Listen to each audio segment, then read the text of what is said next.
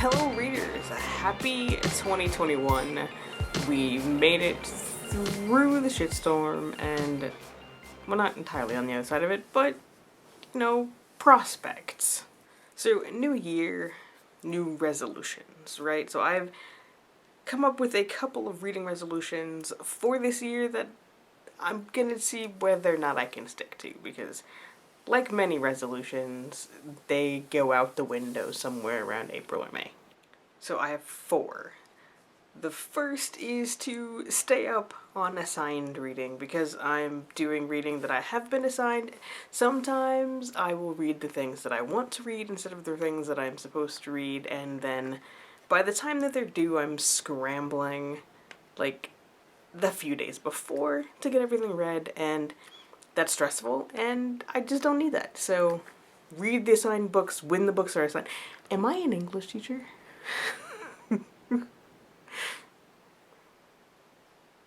Read the books when they're assigned. I really feel like I should be talking to my student self. Resolution number 2, which affects this platform in particular, is to set up some sort of blogging and or vlogging schedule and stick to it. I miss making videos, and I am very schedule oriented, so maybe if I actually set a schedule and say, okay, this is what I'm going to do, when I'm going to do it, it'll actually get done, because I miss you guys. Number 3 is keeping a better list of the things that I read. Now this in the past has been public.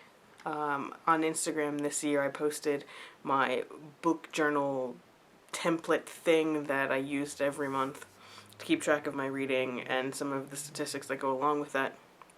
But the problem with that particular method is it's not really conducive to breaking down statistics, because there are gaps in my reading that I know that I want to fill, but if I don't have I'm gonna say it, if I don't have the data, then it's kind of hard to figure out where exactly maybe additional gaps that I didn't see are.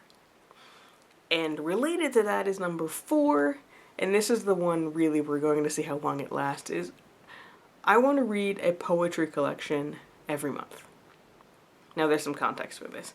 So last week I sat in a professional development session about teaching living poets, and it's basically what they were saying is take a poetry collection and put it as the anchor text in whatever unit, and then build all of the other texts around that anchor text, that anchor poetry collection, as opposed to using an anchor novel. Because we read lots and lots of novels, lots and lots of short stories, but we don't read in school as many poems. In the case of some of the students and some of the teachers that I work with, I know that they don't read a lot of poems because there is like this intimidation factor, particularly on the part of the teachers. Like, I don't know how to approach poetry. So I was thinking, well, if I read more poetry and I talk about more poetry because I talk about the things that I'm reading to the teachers that I work with, then maybe that can help facilitate the conversations that need to be had about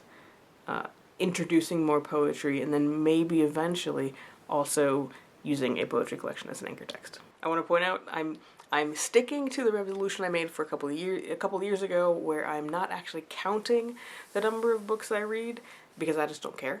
And I will probably try to make better use of Goodreads.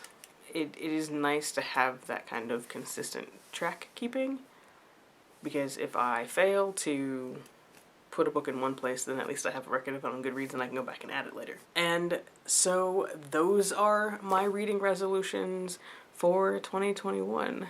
What are yours? Leave them in the comments and I'll see you there soon. Until then, I'm The Supplier wishing you happy reading. Don't forget to be awesome, and hopefully I'll see you next week.